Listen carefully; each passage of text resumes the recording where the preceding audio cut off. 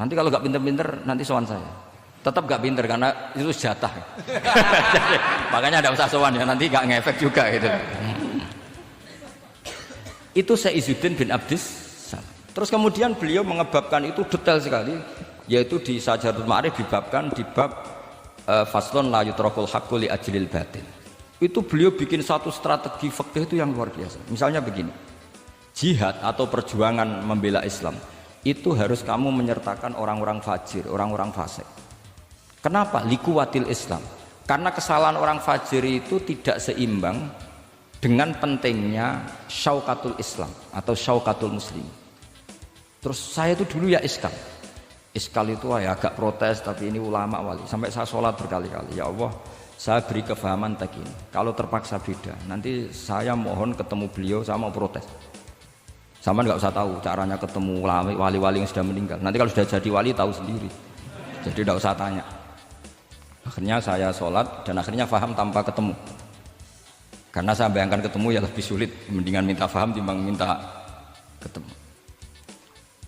Logikanya begini, misalnya Nyon Sewu kita di Daril Harbi, bayangkan kita di Daril Harbi atau zaman Indonesia dijajah Belanda. Saya ulang lagi ya, dalam konteks jangan sekarang, contohnya sekarang nggak perlu perang, zaman dijajah Belanda. Kita misalnya milih pasukan Hizbullah dan Sabilillah selektif, yang sholatnya benar, yang puasanya benar, yang toharohnya benar. Kira-kira dapat pasukan berapa coba? Nggak, jawab saja. Kan hanya dapat pasukan sedikit. Sementara misalnya Belanda bisa pasukan banyak karena tanpa seleksi. Di sini nih hebatnya Rasulullah SAW. Kata beliau, wal jihadu madin mundu ba'atsan ya Allah ila yaumil qiyamah sampai ila ayyuqatila akhiru ummati ad-dajjal la yubtiluhu jawru jairin wala adlu adilin. Sebagian riwayat langsung wal jihadu tetap wajib pun alaikum ma'akul libarin wa fajirin. Nah, penjelasan Nabi kenapa kita harus berjuang mengawal Islam meskipun harus ma'akul libarin wa fajirin. Ya kalau di isim fa'ilnya umumnya guru-guru kita baca barin, tapi untuk masdarnya untuk kebaikan bacanya apa? Birun. Nanti kamu protes, oh barun itu daratan Gus, kalau birun itu kebaikan. Aku itu macaku kamus luwes suwi bocah kok sembrono.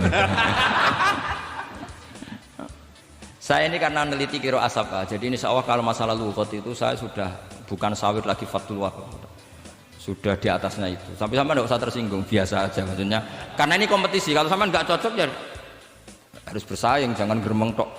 Gus Bak sombong enggak usah bilang gitu, saingi saja. Makanya saya terkenal alim itu seneng, karena senengnya itu tadi, yang ngidolakan saya ingin ikut, yang hasut kompetisi, jadi seru. Jangan yang hasutnya antet, wah itu gak fair itu. Itu gak fair, wah itu pasti ngadepi langit itu. Nanti urusannya sama Allah itu. Gak sama saya, langsung sama. Saya ulang lagi ya. Ilmu itu harus dianalogi dengan fikih, dilogika dengan fikih, dikiaskan dengan fikih. Sekarang misalnya ada orang sok ikhtiyar, wah perang kok ambek wong fasik gak enak gini-gini, wong fasik perilakunya gini-gini. Pertanyaannya adalah, kalau kita nyeleksi hanya orang soleh, kita dapat pasukan berapa? Misalnya zaman kita melawan Belanda. Sama sekarang kita ngawal pembangunan masjid, kadang yang nyumbang gak sholat, kadang yang nyumbang yang sewu hasil korupsi, kadang yang nyumbang orang-orang yang cara muamalah babal kedua. Itu coba kalau kamu tolak, potensinya gini, ini sekaligus PR. Saya berkali-kali nyontohkan ini, sampean boleh tidak setuju, tapi nanti menghadapi saya di akhirat, tidak di dunia, di akhirat. Nanti kita sowan Allah bareng-bareng bener siapa. Loh tidak, saya tidak main-main, karena ulama dulu, sampean lihat di Mu'in di Fathul Wahab, kalau sudah ngendikan ulama, wahadha madhabun al-qawwahabi, ini madhab yang saya siap ketemu Allah. Jadi ukuran madhab benar itu bukan diputuskan di sawit Fathul Wahab, tapi madhabun sing al-qawwahabi, madhab yang saya ketemu Allah dengan madhab itu. Misalnya gini, ada orang fasik lewat di depan saya, punya uang 1 juta. Delalah pas itu qadhafa fi qalbihi hubbal ulama. Pas itu delalah beliau senang ulama terus bilang gini, Gus Bak, uang ini tak kasihkan kamu 1 juta. Dia fasik, misalnya terkenal syaribul khomri. Saya ini menurut pertanyaan saya, ini jawab saja. Kamu salah nggak apa-apa. Wajib menerima apa haram menerima apa bebas mubah.